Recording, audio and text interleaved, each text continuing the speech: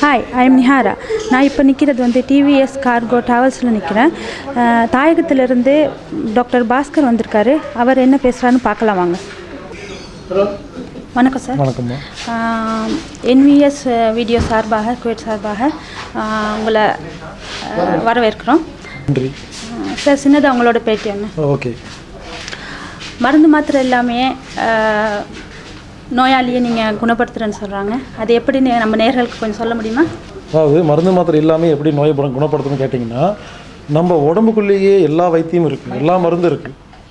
இந்த மருந்தை நாம் பயன்படுத்தி நம்ம உடம்புக்குள்ளே சுரக்கிற மருந்தை பயன்படுத்தி கண்டிப்பாக நோய் குணப்படுத்த முடியும்.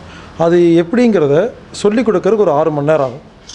யாராவது ஒரு 6 மணி நேரம் ரெடியாக இருந்தீங்கன்னா நான் பேசுவேன், அதை கேட்கணும், அவ்வளோதான். மருந்து மாத்திரை கொடுக்க மாட்டேன், சும்மா உட்காந்து காது கொடுத்து கேட்டால் போதும். நான் என்ன சொல்லுவேன், உடம்புன்னா என்ன, உறுப்புகள்னா என்ன, ரத்தம்னா என்ன, எப்படி நோய் வருது, நோய் வரும்பொழுது எப்படி உலகத்தில் இது வரைக்கும் சிகிச்சை பார்த்துட்ருக்குறாங்க, அந்த வந்த நோயை எந்த ஒரு சிகிச்சை இல்லாமல் மருந்து மாத்திரை இல்லாமல் நமது நோயை நாமளாக எப்படி குணப்படுத்துறதுன்னு உங்களுக்கு புரிய வைக்கிறதுக்கு 6 மணி நேரங்க. இதுக்கு பேர் செவி வழி தொடு சிகிச்சைன்னு பேர், அனாட்டமிக் தெரப்பின்னு பேர்.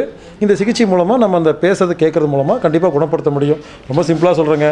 சாப்பாடு தப்பாக சாப்பிட்டா நோய், தண்ணி தப்பாக குடித்தா நோய், மூச்சு காற்று இழுக்க தெரியல, மனசை ஒழுங்காக வச்சுக்க தெரியல, சாப்பிட தெரியல, தூங்க தெரியல, ஒன்றும் தெரியல, அவ்வளோதாங்க. வாழ தெரியலைங்க. யாருக்கு வாழ தெரியலையோ நோய். அப்போ எப்படி வாழணும், அதாவது பழக்க வழக்கம், நமது பழக்க வழக்கத்தை ஒழுங்குபடுத்துறது மூலமாக நோய்களை குணப்படுத்த முடியும். இதை கற்றுக்கிட்டு யாரெல்லாம் அதை ஃபாலோ பண்ணுறீங்களோ கண்டிப்பாக எல்லா நோய்களும் கண்டிப்பாக குணப்படுத்த முடியும். இதுக்கு பேர் தான் செவிவழி தொடு சிகிச்சைன்னு பேர். நமது சிடி வந்து இன்றைக்கி வந்து தமிழ், தெலுங்கு, கன்னடம், மலையாளம், உருது, மலாய், இங்கிலீஷ், ஹிந்தி 7-8 லாங்குவேஜில் வீடியோஸ், புக்ஸ், ஆடியோஸ் எல்லாம் கிடச்சிட்ருக்குங்க. ஆனால் இன்னும் ஒவ்வொரு நாளும் பார்த்திங்கன்னா புது லாங்குவேஜில் வந்துகிட்டே இருக்குது. இப்போ அரபில் எழுதிட்டுருக்குறாங்க, கூடி சீக்கிரம் வந்துடும். கன்னடாவில் எழுதிட்டுருக்குறாங்க, புக்கு வந்துடும். இனியும் சைனீஸ்லேயும் எழுதலான் இருக்கிறோம். ஸோ எல்லா லாங்குவேஜ்லேயும் கூடி சீக்கிரம் வந்துடும். வெயிட் பண்ணுங்கள், எல்லா லாங்குவேஜிலும் கிடைக்கும். என்விஎஸ் வீடியோ நிறுவனம் மற்றும் அதன் உரிமையாளர் நாசர் ஐயா அவர்களுக்கு நன்றி. ஐயா அவர்கள் கோயத்தில் நடந்த ப்ரோக்ராமில் முழுசாக ஷூட்டிங் எடுத்து ரொம்ப நல்ல குவாலிட்டியில் ஆடியோவில் ரொம்ப பிரமாதம், எனக்கே ரொம்ப பிடிச்சிருந்தது. அவர் எடுத்து பார்க்கும்போது பெருமைச்சேன், ரொம்ப நல்லா இருந்துச்சு.